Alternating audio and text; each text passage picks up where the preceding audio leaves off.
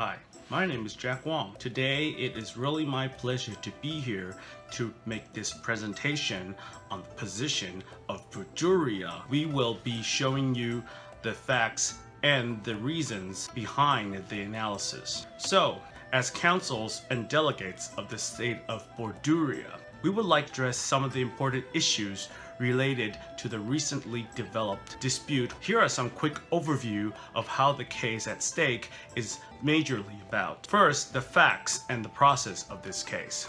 So far, the case at stake is related to the power supply industry between Borduria and Ecuador. Both countries are the member of WTO and Framework Convention on the Promotion of Renewable Energy 2010. At the very beginning, both countries have shared their power supplies through a power grid that is run by Ecuador, a country highly devoted into the renewable energy industry. Under the Ecuador's support, the power companies in Ecuador eventually developed and commercialized a cold fusion technology known as a foloscope.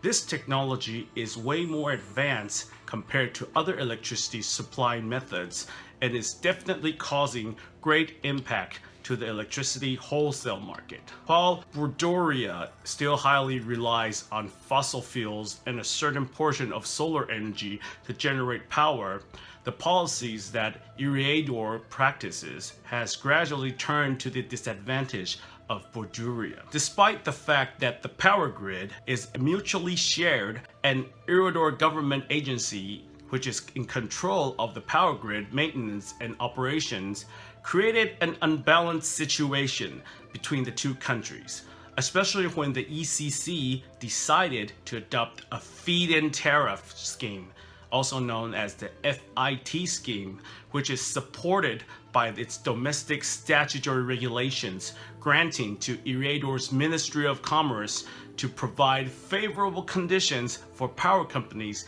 that supply powers through the generation of renewable energy. Under Ecuador's support to its domestic power companies had eventually led to the material downsizing of Borduria's electricity supply, as well as Borduria's electricity industry in solar panel transactions in the market for energy generation equipment. The issue at stake of this case is that Borduria claims that the measures taken by the Ecuadors constitute specific subsidies within the meaning of Article 1 of the Agreement of Subsidies and Countervailing Measures, also known as the SCM Agreement, and claims that they are inconsistent with Ecuador's obligations under that agreement because the loan by Bank and the Innovation for Futures grant cause serious prejudice to the interests of Borduria, as they have resulted in lost sales of solar panels and energy generation. The three major items will be discussed in this presentation may be narrowed down as follows. First, the loan by Bank. The second would be the FIT scheme and the contract between EEC and Future Energy. And the third one would be the Innovation for the Future grant given by the Ecuador government. Before we go into the issues and the analysis of this case, the first thing we will have to do is to break down the rules and regulations governing the dispute, mainly the Agreement of Subsidies and Countervailing Measures. The SCM agreement is an instrument that governs subsidies which may cause impact to the industries so that a fair and equal environment may be created for healthy competitions. The second would be specificity. In order to avoid overreaching, the SCM agreement narrows down its applications to subsidies that are specifically provided to enterprise or industry. The third one would be prohibited subsidies. Amongst all specific subsidies, some are allowed with others are not allowed. Now we go into more details of the SCM agreement. The first one is the element of subsidy, which can be broken down into three small sub-elements. The SCM agreement contains a definition of the term subsidy, that there is a financial contribution by a government or public body within the territory of a member state which confers a benefit. We can break the rule down into small parts of elements, which will be easier for us to understand this case. The definition contains three basic elements, and all of these elements must be satisfied for a subsidy to exist. The first element would be financial contribution, such as grants, loans, provision of goods and services, the purchase of goods. The second element would be subsidy by a government or public body. The FCM agreement applies not only to measures of national governments, but also to measures of state-owned companies. The third element would be to confer benefit. A financial contribution by a government or public body is not a subsidy unless it confers a benefit. A subsidy is only subject to the SCM agreement if it has been specifically provided to an enterprise or industry, because this mechanism may distort the allocation of resources. And now we come to the actionable or prohibited subsidies. Note that the SCM agreement creates two basic categories of subsidies, which can be divided as follows. The first category would be prohibited subsidies. The second category would be actionable subsidies. Basically, these two subsidies share the same trait in common, adverse effect on the interests of other state members. Then this subsidy may be considered as a prohibited subsidy. Actionable subsidies are not prohibited unless in the event that they cause adverse effect to the interest of another member state. We can now go into the application into the facts of this case. As counsels of Buduria, we believe that the loan by Erie Bank and the innovation for the futures grant caused serious prejudice to the interest of Buduria, and hereby provide you the following analysis. First, we would like to start from the loan by Erie Bank. The loan by the Erie Bank was made to Clean Tech. It has been conducting research on cold fusion, which is a new type of technology. In 2008, Clean Tech established a production facility for the development of oscilloscope. As a matter of fact, they were so desperate in funds, by failing to secure proper funds from private investors, Clean Tech obtained a $750 million loan in favorable terms from Erie Bank. Since Erie Bank is an entity that is majorly owned by the state of Eridorian, the board of directors are also appointed by the Eridorian Ministry of Commerce. Erie Bank consulted with the Eridorian Ministry of the Environment for the review of the commercial viability and won the support of the Ministry of Environment. We can come to the conclusion that Erie Bank is in fact considered as a public body. In this case, because of the loan, Clean Tech was capable of perfecting the cold fusion design production process. Within 12 months,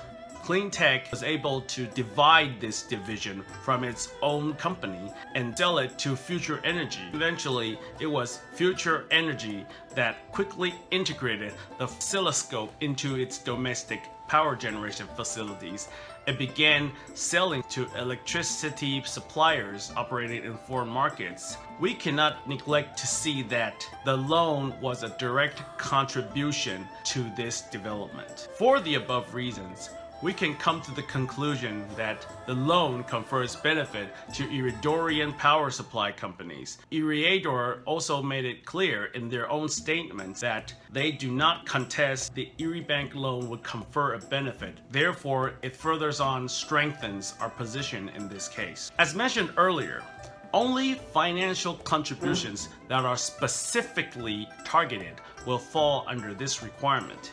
In this case, the Erie Bank gave the loan to Clean Tech. Even if one can argue that the loan did not go to Future Energy, by categorizing it under specific industry would also cover Future Energy into the scope. For the above reasons, we can come to the conclusion that the loan given by Erie Bank was granted for Clean Tech met the specificity requirement. The next element would be to discuss whether this subsidy is prohibited or actionable.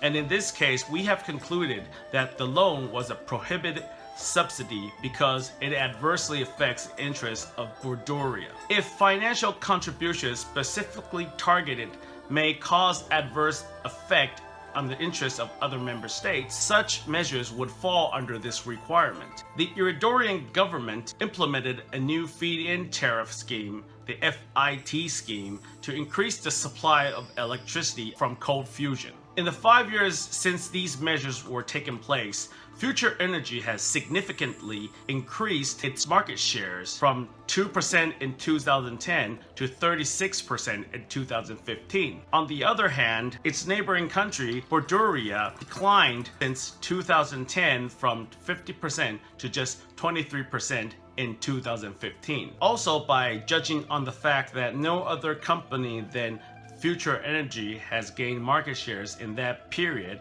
and the size of the overall market share has stayed essentially the same, it is our conclusion that the loan, which made Iridoria capable of developing more cold fusion technologies, was a prohibited subsidy because it adversely affected the interest of Borduria. The second topic would be the grant of the Ecuadorian government. As mentioned earlier, grants are one of the typical types of financial contribution that is clear on its fact and disregard of compared effects in many created in the market. Since the cost of producing electricity using the fullest scope were considerably higher than the wholesale market, Future Energy had to seek assistance from the Ecuadorian government and was awarded 500 million grant under the Ecuadorian government's Innovation for the Future program. For the above reason, since the government of Ecuadoria have given the grant of 500 million, it is clearly convincing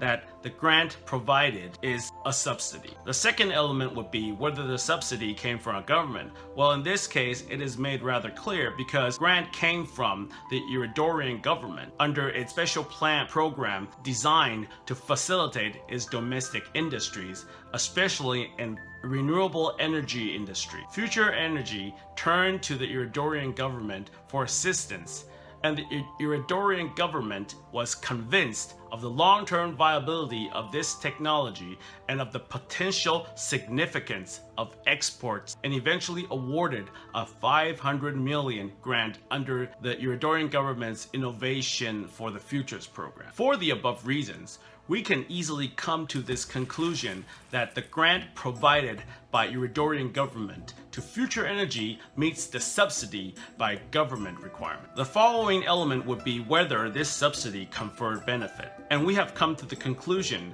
that the grant by the Ecuadorian government confers benefit to Future Energy. As previously mentioned, the existence of a benefit and valuation of cash grant is clear, since we only need to see how the interest creates through the value it has added. The purpose of the grant in this case is to provide financial assistance to projects that promise to make a significant contribution to the sustainable growth and global integration of the Ecuadorian economy.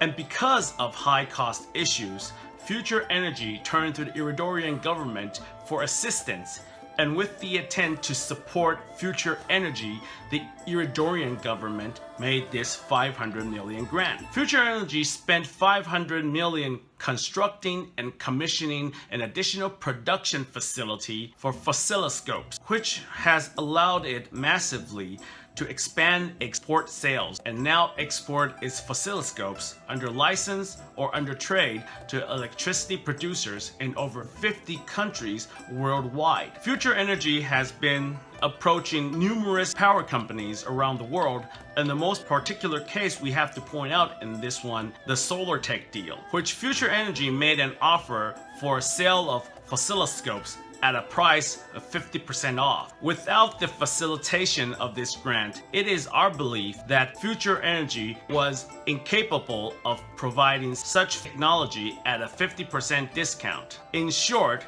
Future Energy wouldn't have come to this place without the help of this grant. For the above reasons, we can come to the conclusion that the grant provided by the Ecuadorian government confers benefit to future energy. And we believe that the grant by the Ecuadorian government was in fact targeted for the renewable energy industry. As mentioned earlier, only financial contributions that are specifically targeted will fall under the requirement. Although the Ecuadorian government opened the program to any business operating in any sector, the fact that 90% of the grants for the past 3 years have went to the renewable energy sector has shown that this grant program has an industry specificity because it targets renewable energy sectors, which can be considered as a particular sector. Therefore, the grant provided by Ecuadorian government may meet the requirement of specificity. The last thing would be to determine whether this subsidy is prohibited. And we believe that the grant by the Ecuadorian government is prohibited due to the adverse effects that it has caused. As mentioned earlier, we are aware that the subsidies are prohibitive if they are designed to directly affect interests of other member states. In this case, the involving party is Solartech. In late 2012, Solartech signed a memo with Electrica, an electricity company in the state of Carpathia, for the supply of 40,000 solar panel units. However, in 2013, Electrica broke up the deal with Solartech because they figured out that they could get a better price, 50% off deal on cold fusion instead of buying the original solar energy panels from Borduria. As a result, Solartech had decided on the basis of cost to refocus their investment away from the creation of new solar energy facilities toward cold fusion. Based on the facts shown in the above, it is convincing that the grant has greatly enlarged future energy in the international competition, and the large scale of progress caused injury to Borduria's domestic industry. When it comes to serious prejudice, we usually have to see the result of adverse effects such as export displacements.